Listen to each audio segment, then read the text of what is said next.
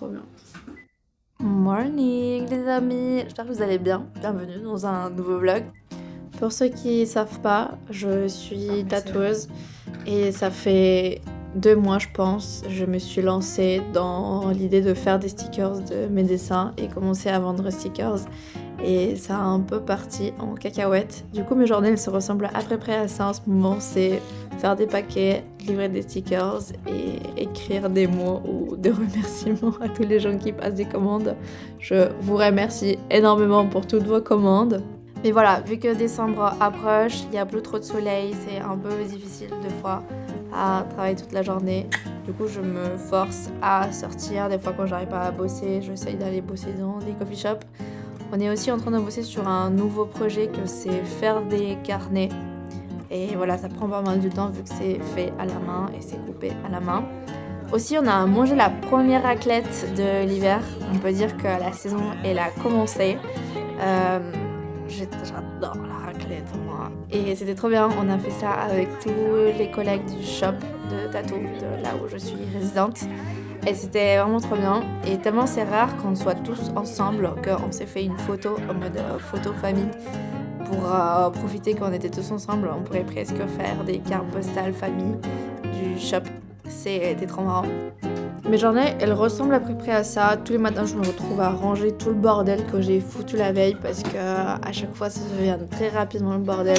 C'est incroyable comme je peux foutre le bordel si rapidement. J'essaie d'être régulière à écrire mes pages du matin, mais en ce moment, c'est dur vu que j'ai beaucoup de choses à faire. Là, je me suis filmée pour me forcer à faire le lit parce que c'est dur aussi de garder l'appart rangé quand on n'est pas quelqu'un de très organisé. Pour moi, les non négociables d'hiver pour ne pas déprimer, c'est ranger l'appart régulièrement, se préparer tous les matins et faire un peu de sport. Et ça devrait aller après. Là, je suis chez Lilith, ma copine qui est illustratrice. Et du coup, elle en a fait aussi des carnets, mais avec ses illustrations.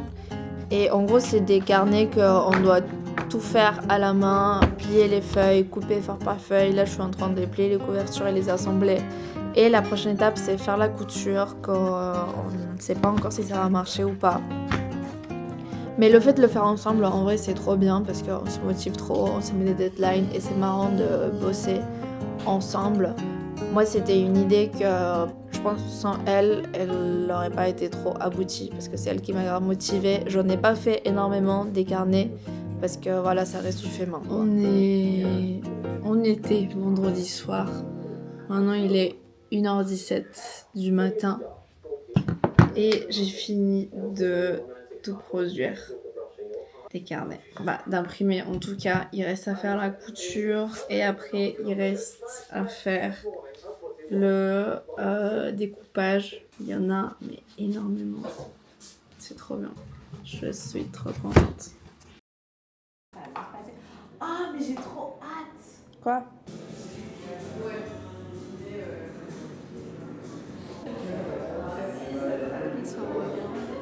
Ouais, on voit bien. Mais ouais. Tu veux dire un truc à la caméra? J'en ai marre. Ah bah, on va dire ça devant les clients. Oh. Moi, j'en ai plus marre.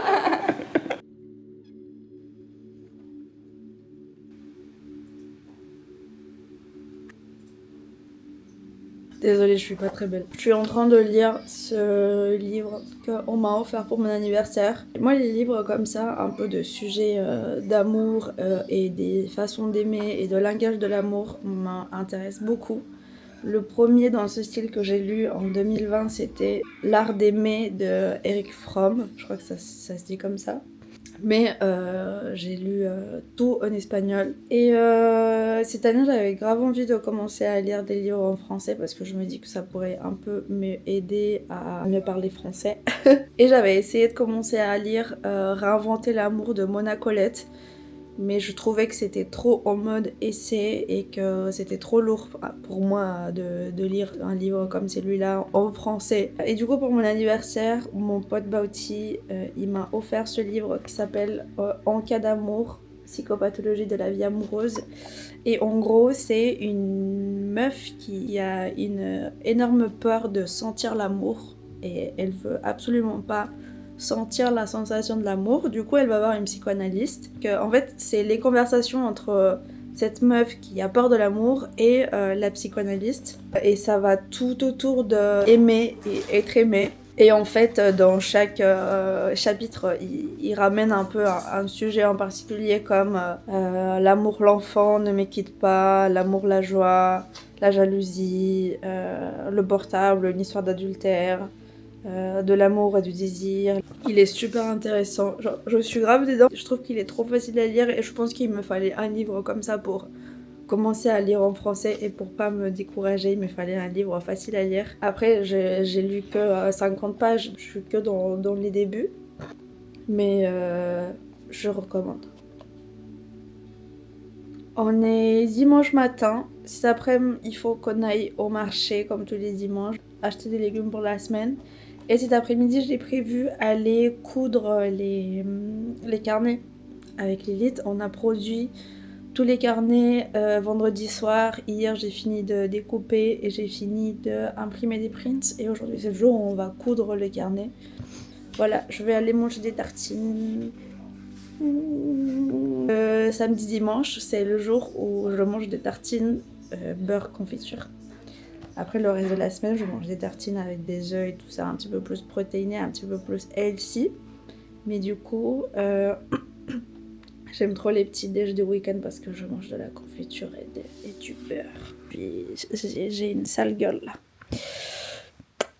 Et bonjour les amis, on se retrouve à l'atelier, on va coudre les carnets avec Lilith. C'est là. Bonjour. On boit un délicieux dirty chai de la boîte à café, notre coffee shop préféré dans tout Lyon. Ouais, de fou. Incroyable. C'était surtout pour se motiver le dirty chai parce que là, dimanche après, il fait un temps. Ici, il y a tous les carnets de chasse. J'ai pas envie de me faire avoir par le... Faut que ça tourne dans le sens des aiguilles. Alors pour les personnes qui ne me connaissent pas, je suis Lilouche sur Instagram, ça s'écrit L-I-L-O-O-O-O-C-H-E. Je mettrai en texte si tu veux. Je vous montre mes carnets à moi, donc c'est à peu près les mêmes formats tout le temps. C'est le petit carnet de tomates.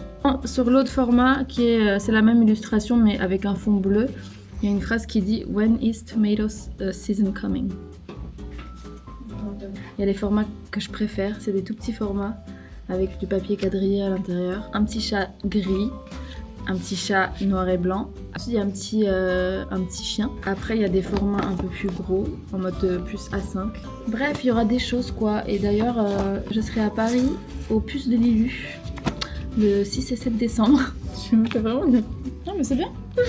Si jamais il y a des Parisiens parmi... On mettra le lien là. Puce de Lilu.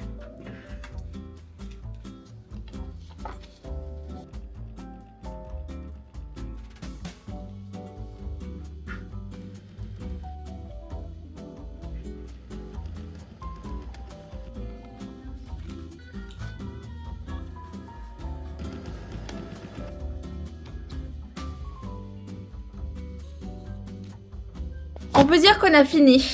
Bon, maintenant il reste la partie dans laquelle on coupe tous les carnets. Mais bon, j'en ai coupé un de chaque pour vous montrer c'est quoi mes carnets. On a ce format avec les théières. C'est déjà découpé, comme vous pouvez le voir. Et du coup, quand on l'ouvre, ça devient ça. C'est des feuilles de dessin, 160 grammes. Elles sont bien épaisses. Là, ça se voit qu'elles sont pas souples, quoi. Ensuite, on a celui-là en feuille à dessin aussi, comme celui que je vous ai montré. C'est comme un A5, c'est pas vraiment un A5 parce que voilà, vu que c'est fait à la main, on coupe de tous les sens. Ensuite, on a le format carré et quand on l'ouvre, ça devient grand comme ça.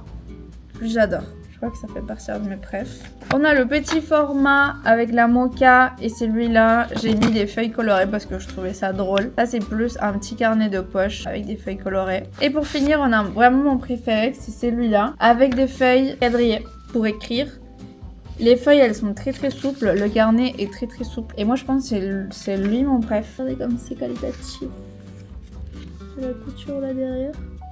Mon prénom. Voilà.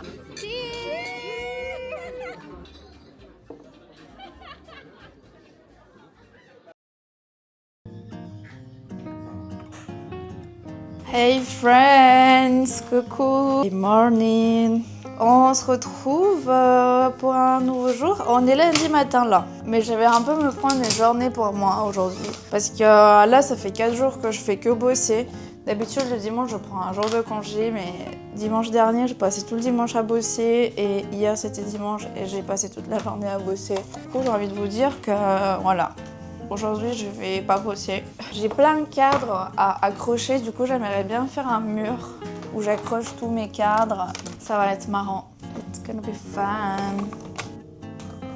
J'ai envie de faire un mur qui nous représente un petit peu plus parce que je trouvais que ce mur il était trop fade. Même là, il y avait 2 œuvres de Picasso alors qu'on s'en bat les couilles. Du coup, voilà, on va faire en sorte qu'il soit un petit peu plus personnel.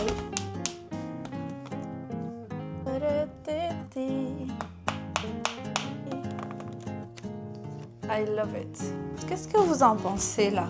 Moi je pense que lui je l'ai mis trop. Genre, il faut que je le mette plus par là je pense. Ouh là là que je l'ai mis profond. Bon c'est pas grave. On va mettre un deuxième.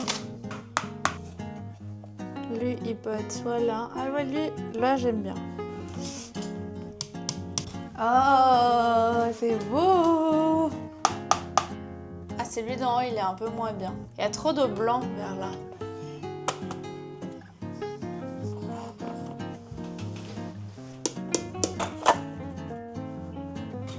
Là, je vais mettre cette petite postale, ces petits élus que j'ai imprimés. Celle-là, vous pouvez la trouver dans mon site. Et le nan qui est vert là-bas, vous pouvez aussi le trouver. Le site internet. Je crois que je vais la mettre là. Parce qu'en haut, elle va être trop petite. Ah, sinon là-bas. Ah, j'aime bien. Oula.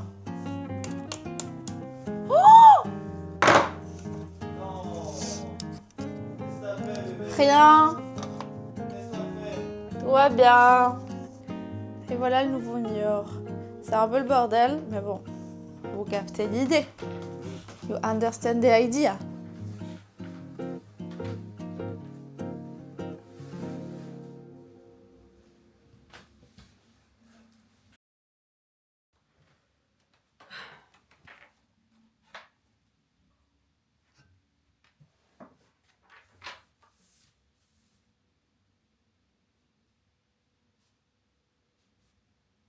Il est pas mal en vrai le nouveau setup là.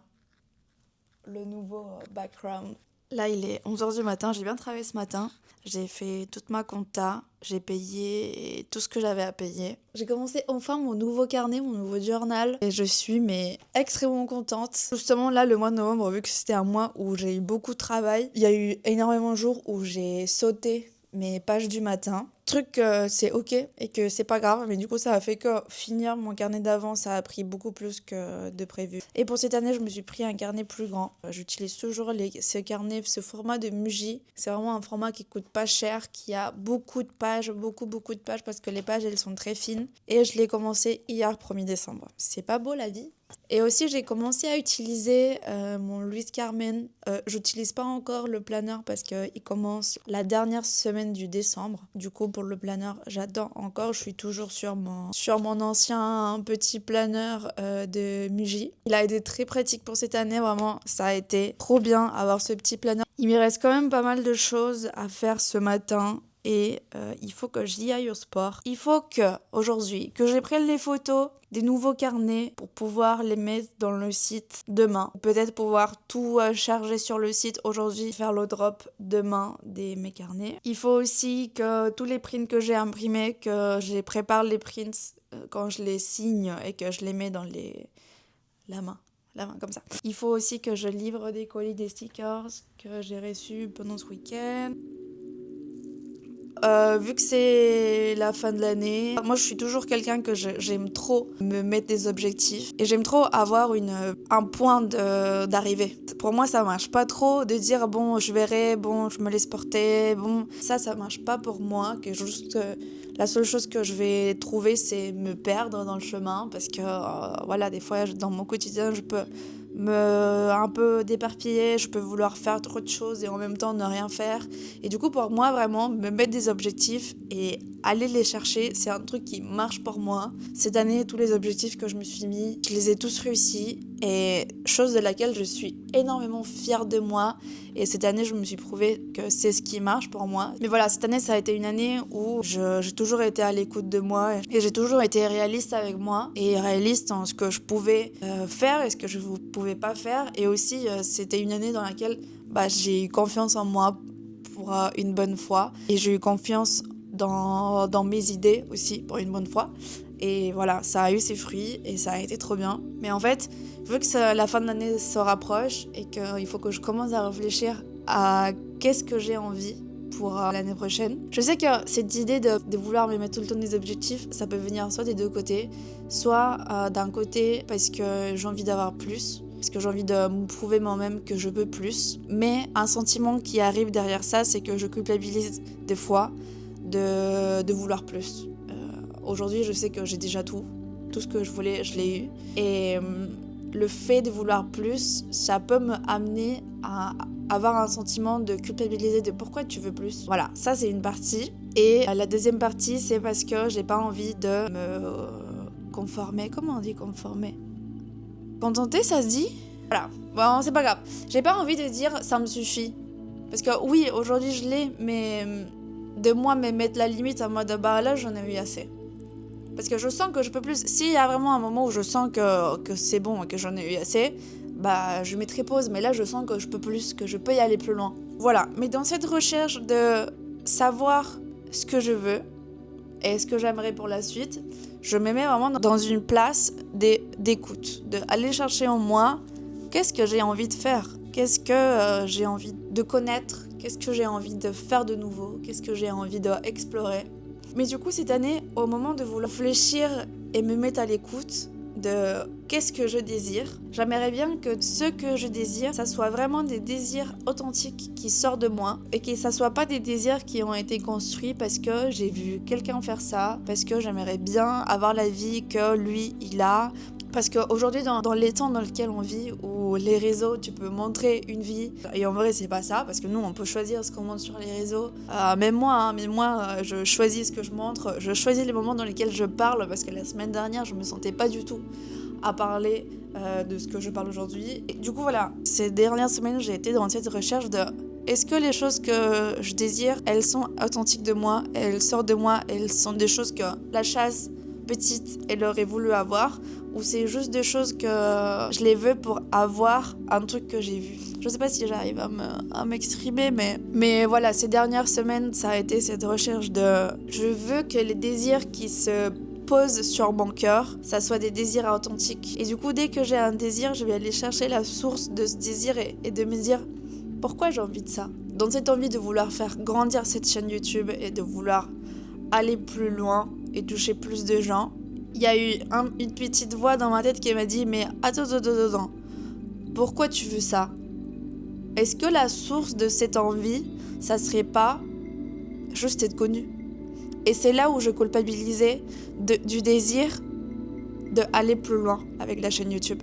Moi, au final, ce que j'aime bien et un endroit où je trouvais énormément de bonheur dans cette chaîne YouTube, c'est les gens qui me disent que grâce à mes vidéos, ils ont repris le dessin, que grâce à mes vidéos, ils trouvent du sens après les études d'art, d'être artiste, que grâce à mes vidéos, ils ont envie de faire un gâteau d'anniversaire pour leur anniversaire. Genre. Ça, c'est vraiment la chose qui moi, ça me remplit le cœur. Et c'est à partir de ce sentiment-là et à partir de cette source que je veux que mon désir devienne vrai. Et pas juste que la source soit « j'ai juste envie d'être connue ». Mais du coup, en faisant cette recherche, il y a quelques désirs qui sont apparus. Il y a quelques envies qui sont apparues, des choses que j'aimerais bien faire. Mais il y a eu un sentiment dans lequel je me sens pas légitime de les avoir et presque je me sens pas légitime de les vouloir. Comme par exemple, moi, j'ai grandi avec la musique. J'ai grandi dans une famille de musiciens et appris à lire de la musique à 6 ans. C'est vraiment un truc dans lequel j'ai grandi et j'ai toujours eu une énorme connexion. Mais moi, un truc qui me frustre un peu, c'est que j'ai plein de casquettes et il y a plein de milieux dans lesquels je peux me sentir libre et des milieux dans lesquels je peux m'exprimer et je peux partager ce que j'ai à dire. J'ai pas peur de ça. Alors que la musique, c'est un truc que j'arrive moins à me sentir libre là-dedans et j'arrive pas à me sentir légitime de vouloir le faire. J'arrive pas à me sentir légitime de faire ça. Et ça m'a énormément frustrée ces dernières semaines. Mais bon, enfin bref. Du coup, avec des jours d'écriture, aujourd'hui, je suis arrivée à la conclusion dans laquelle juste, il faut que je sois présente, que je profite du moment dans lequel je suis et que pour la suite, j'essaye d'être moins dure avec moi pour pouvoir plus partager mes musiques et mes trucs sans me juger et juste m'amuser, juste profiter. Genre ce matin quand j'écrivais, j'ai demandé à la source, aide-moi à me permettre de m'amuser plus et de juste explorer plus et de juste jouer en fait. Voilà, ce trip, comme moi j'aime bien les appeler des trips parce que des fois j'ai des trips comme ça que pendant une semaine ou 2 semaines je vais être un peu dans un même sujet. Ce sujet-là, j'en ai parlé avec chacun de mes potes. Voilà.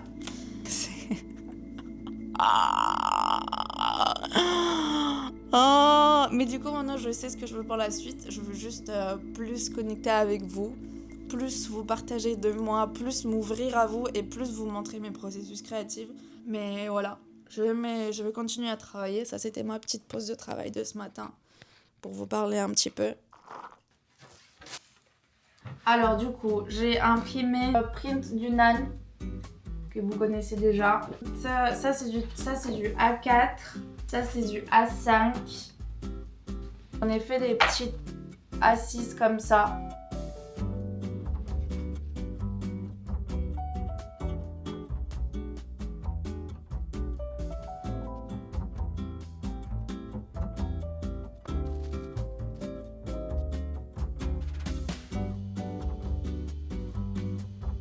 Je viens d'avoir une idée. Imaginez si avec les comme ça, je donne une enveloppe comme ça. Ça serait pas mignon? Comme ça, vous pouvez écrire vos mots de Noël. C'est mignon, non? Vous en pensez quoi? C'est mimes ou pas? C'est pratique ou pas? Je sais pas. Je me rends pas compte. Je me suis acheté ce jean il y a une semaine. C'est un Levi's Vintage made in USA et c'est toute ma nouvelle personnalité depuis que je l'ai acheté, que je le porte tous les jours. J'adore. Avec ce pull en plus, c'est grave DA hiver. Je suis de retour. J'ai acheté des enveloppes et c'est ça mon idée. Que ça soit l'enveloppe avec la carte et un stickers comme ça, genre. Et comme ça, vous pouvez écrire vos lettres et les mettre dans l'enveloppe. Mais du coup, là, tout ça, ça serait dans une autre enveloppe pour être livré. Ça fait beaucoup d'enveloppes. Voilà, est-ce que vous croyez que c'est une bonne idée ou pas? J'hésite même à, derrière l'enveloppe, coller une petite étoile. Attendez, on fait le test. Bon, là je mis plutôt vers le côté. Je crois que c'est mieux comme ça.